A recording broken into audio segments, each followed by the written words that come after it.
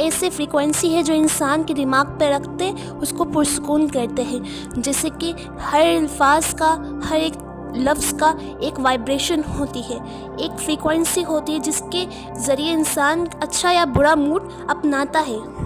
اسی طرح سورہ رحمان کے الفاظ جو کہ اللہ نے نازل فرمائے وہ اتنے پاورفل ہے، جب وہ انسان کے دماغ کو لگتے ہیں تو وہ پرسکون ہو جاتا ہے۔ بعض سورہ رحمان میں آنے والے دہرائے جانے والے حرف فبأي آلاء ربكما تكذبان، جس کے معنی ہے اور تم اپنے رب کی کون کون سی نعمتوں کو جھٹلاؤ گے۔ تو اگر آپ اس کو غور سے پڑھیں تو اللہ تعالیٰ اپنی ایک ناراضگی، ایک غصے کو ظاہر کر رہے ہیں، اور جب انسان جو ہے، جیسے کہ مثال کے طور پر ہم جب ناراض ہوتے ہیں یا کسی سے غصہ ہوتے ہیں تو ہم اپنی بات وہ بار بار دہراتے ہیں۔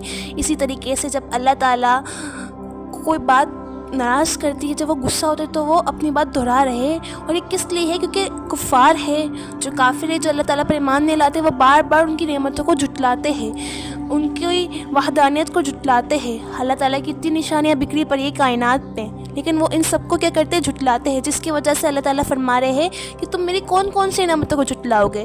اگر ہم اس سورہ رحمان کو غور سے پڑھیں تو اللہ تعالیٰ نے اپنی نعمتوں کا ذکر کیا ہے، جنت اور جہنم کے بارے میں ذکر کیا ہے، اور جب اللہ تعالیٰ کا کوئی بندہ اس کو جھٹلاتا ہے تو وہ اپنی ناراضگی ظاہر کرتے ہیں۔ تب یہ الفاظ بار بار دہرائے جا رہے ہیں، ہر ایک نعمت کے بعد، ہر ایک چیز کے بعد جب آپ یہ پڑھیں گے فبأي آلاء ربكما تكذبان، تو اس سے پہلے نعمتوں کا کثرت سے ذکر ہوگا۔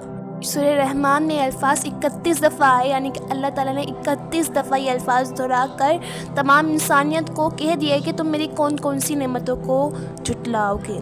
اب اگر ہم آگے دیکھیں سائنس کے مطابق، تو سائنسدانوں نے ایک ریسرچ کی تھی جس میں دو گروپس تھے، دونوں گروپس ڈپریشن کے مریض تھے۔ تو ایک گروپس کو میوزک سنائی جاتا تھا، جبکہ دوسرے گروپس کو قرآن کی سورہ رحمان سنائی جاتی تھی، اور جب انہوں نے رزلٹ دیکھا تو وہ حیران رہ گئے کہ جن کو میوزک سنایا جاتا تھا ان کا ڈپریشن کم ضرور ہوا ہے، لیکن جن کو سورہ رحمان سنائی جاتی تھی ان کا ڈپریشن کافی حد تک ختم ہو گیا ہے۔ مطلب کہ سورہ رحمان ایک ایسی سورہ ہے جس سے آپ کو ہر بیماری کی شفا مل جاتی ہے۔ اللہ تعالیٰ ہمیں وہ آنکھیں عطا فرمائے کہ ہم اللہ تعالیٰ کی نشانی کو دیکھ سکیں، اور سورہ رحمان کو مزید ڈیپلی سمجھنے کی توفیق عطا فرمائے۔